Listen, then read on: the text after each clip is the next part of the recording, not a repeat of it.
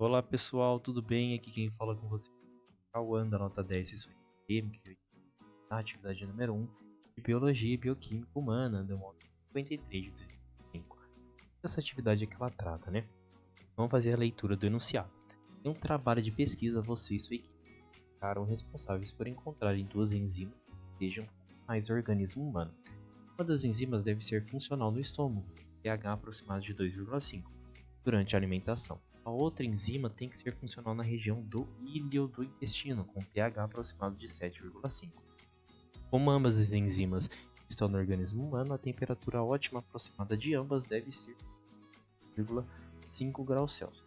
Então, ao estudar a velocidade de reação enzimática de três enzimas, foram encontrados os seguintes gráficos: gráfico de velocidade de reação enzimática em relação ao pH e um gráfico de velocidade de reação enzimática em relação à temperatura em graus Celsius.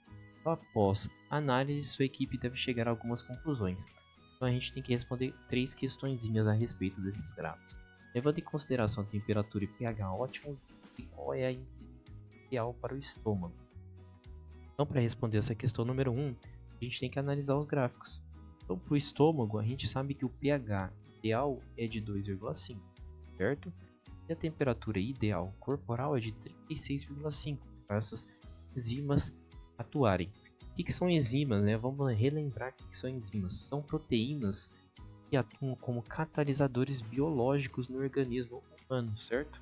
Então, elas vão acelerar as reações químicas e bioquímicas do corpo. E essas enzimas elas precisam estar em temperaturas e pHs, em faixas de temperaturas e pHs ideais. Se elas estiverem fora, elas já não conseguem atuar tão bem ou perdem suas capacidades de catálise, certo? Então, vamos analisar aqui o estômago, né, com pH de 2. Qual que seria a enzima ideal? Então, aqui um pH de 2,5 estaria mais ou menos. Qual que é a enzima que consegue atuar nessa faixa de pH? A enzima A. E ela tem a sua máxima atuação, né? Aqui a sua máxima ação, né? Máxima velocidade da reação enzimática no pH de 2,5. Então ela seria mais ideal, considerando apenas o pH, é claro. Agora vamos analisar a temperatura. Então, numa temperatura ideal de 36,5 graus Celsius, que é a temperatura do corpo humano, será que essa enzima poderia atuar?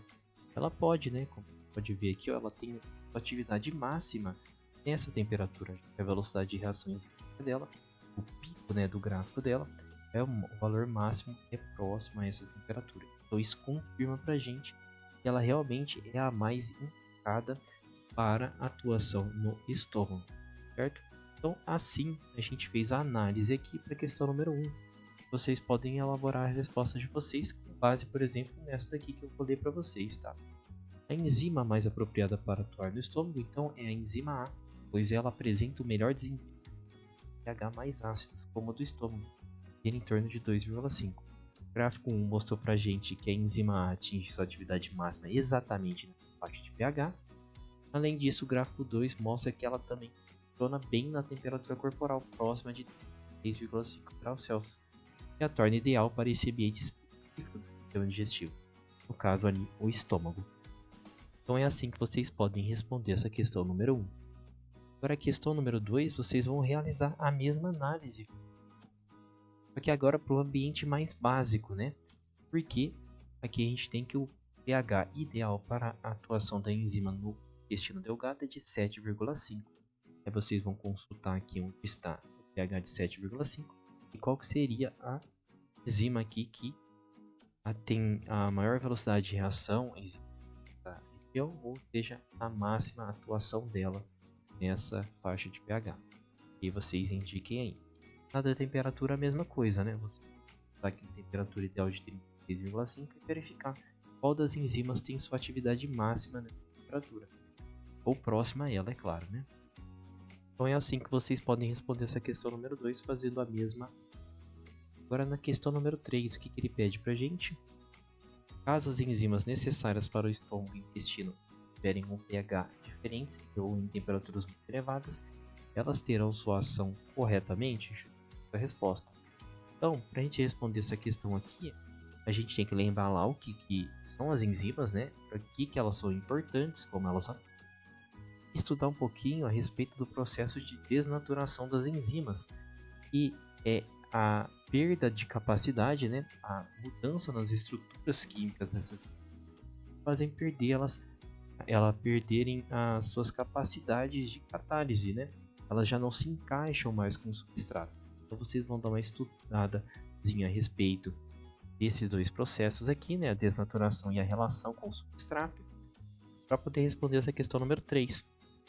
Aí vocês verifiquem a relação com o pH e a temperatura. Será que em temperaturas muito altas ou em pHs muito altos ou muito baixos, fora da região ali ideal dessas enzimas, que acontece? Será que elas sofrem transformações? Será que elas são deterioradas, sofrem a desnaturação e perdem suas ações catalíticas, né? Aí vocês vão pensar aí para responder essa questão número 3, tá? Então é assim que vocês vão proceder para responder essa atividade número 1, Biologia e Bioquímica Humana. Caso vocês não consigam mesmo depois dessa explicação, vocês podem entrar em contato conosco. Aqui na direita eu deixei um QR Code que leva direto para o nosso WhatsApp. Na descrição também tem um link. Lá a gente tira todas as dúvidas de vocês, tanto nessa quanto em outras atividades. Eu peço também que deixem um like, se inscrevam no canal, porque quanto mais vocês gostarem desse tipo de conteúdo, mais a gente vai trazer aqui para ajudar vocês. No mais era isso e até a próxima.